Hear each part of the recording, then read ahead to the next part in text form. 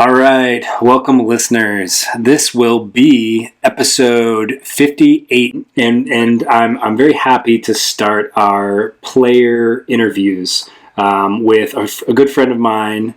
He joined us for part two of the trilogy, Rise of the Mormagil, but he's actually been around for a good while. So MJ, welcome to the podcast. Oh, thank you for having me, Jared. Glad to be here. And MJ played a character who, if I were writing this into a novel, I would actually sort of combine all the elves, all the elven characters like Angolan and Ezellendur, which is MJ's character, into one character, and Ezellendur would be him.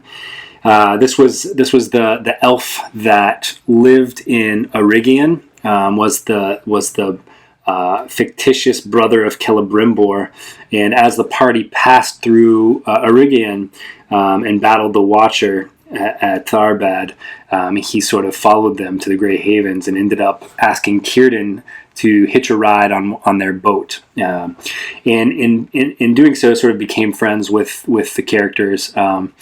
But do you want to tell everybody maybe like the first thing you remember? Because I didn't credit you in the first part of the trilogy, Tol Eressëa. You know, I tried to keep it pretty simple for the listeners who are just getting to know the characters on the website.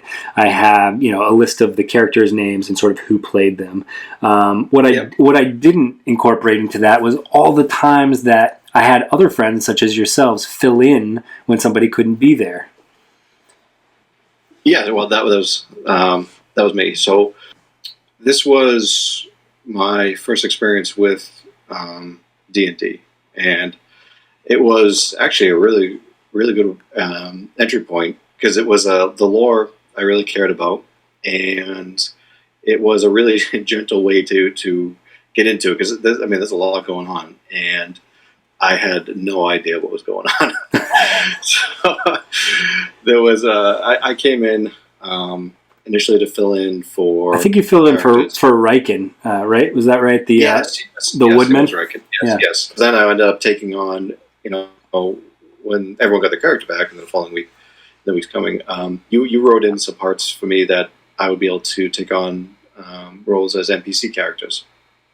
I remember thinking that that I wasn't very nice to you because the first couple of outside of playing like Riken when Josh couldn't be here, you played like a nerfed Rohirrim rider, right, who didn't do much, and then, but then you ended up playing. I believe you ended up playing the Umbarian Chief Captain Adamir.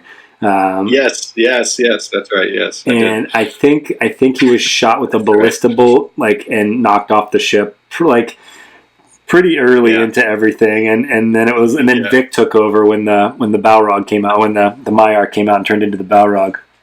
That's right. So I felt pretty bad about that. Like, hey, you can sit in on this campaign; it'll be totally great. And then it was like he didn't get to play much. You do end up in the second arc playing this character named Ezellendur, which means servant of the Green Mound. I love his name maybe more than any other name. I remember coming across the story of the second king slaying. Kinslaying, yeah.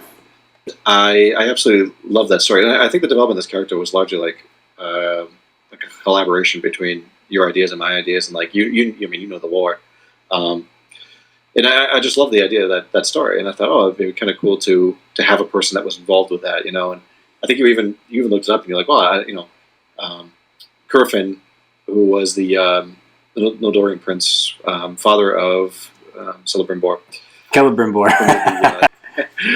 So in any case, that guy, I can't say it. Now I'm nervous. Now it's on my mind. No, it's fine. It's just funny because I literally just edited this video where Josh and I were like, it's Celebrimbor. He's the one who makes the forges the Elvish rings of power, right? So this guy.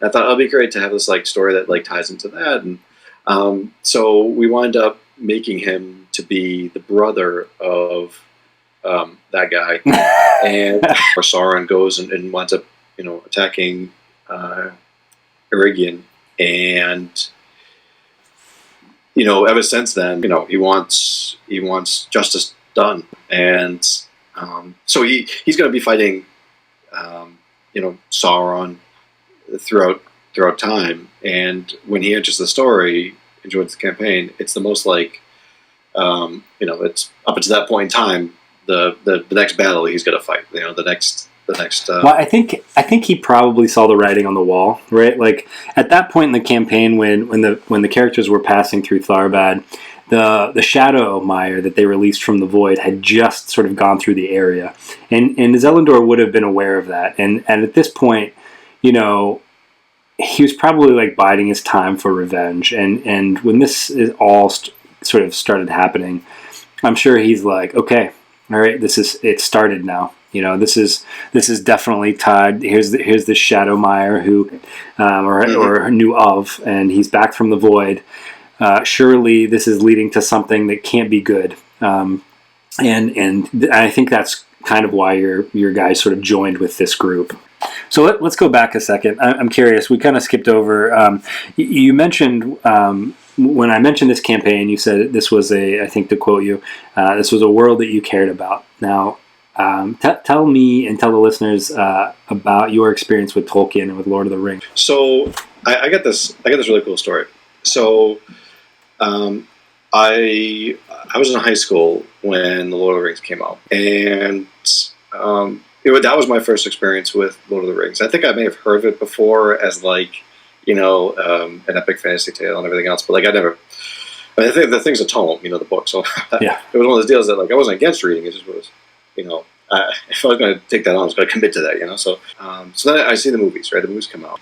I'm sucked in. I am like, this is great. So, I wound up in high school, and so I wound up reading The Hobbit, and so I never really get a chance to read Lord of the Rings. Anyways, I'm in college studying history and European history, and particularly 19th century European history, and early 20th century. Right, so like up until like World War II. Right. Yeah. So.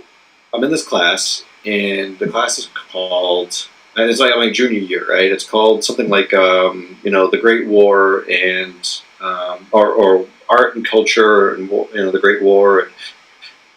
It's basically like the literary and artistic response to the catastrophe of World War One, right? So we looked at artwork, we looked at books, we looked at, memorials and war sites, and in that class, there was a list of books. Now, I read like, A Farewell to Arms and Storm of Steel, and so these like traditional World War I stories. And in that class, I remember the professor saying, or had a list of books that was from this time period, and there was Lord of the Rings, and I'm like, why is Lord of the Rings on that list, right? And so I did my own research, and come to find out that Tolkien was an officer in World War I, right? So now I'm really into it. I'm like, and I'm like, I remember at that moment in that class, I'm like thinking back to like the movies, and I'm like, wait a minute, so like, I'm trying to bridge like his experience in the war with what I'm seeing in the movies, and like obviously it's like the war is like a catalyst for him and like his stories, and like.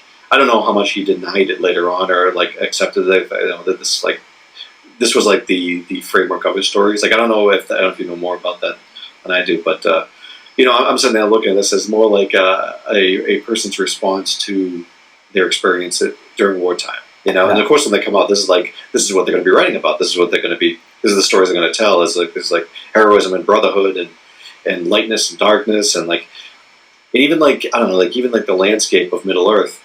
Is, I mean, you look at something like, approaching Mordor and like this like flat, like moonscape, right? No trees, no shrubs, just dirt. And I'm like, this is like a World War I battleground, It's like, so it was crazy for me, like in terms of just like, I guess reaching that understanding of like where the time and place of the author rather than this fantasy story as its own separate thing, like the context of which it was written. And so then I wound up trying to read Lord of the Rings, the book, later on, and I don't want to say that I'm probably like offending some listeners at some point, but the movies almost ruined the book for me because I'm reading the book and I'm like, this isn't the movies, right? wait a minute, that doesn't make sense. Well, right? so if you are listening and you're offended by this, please send all hate mail to Peter Jackson.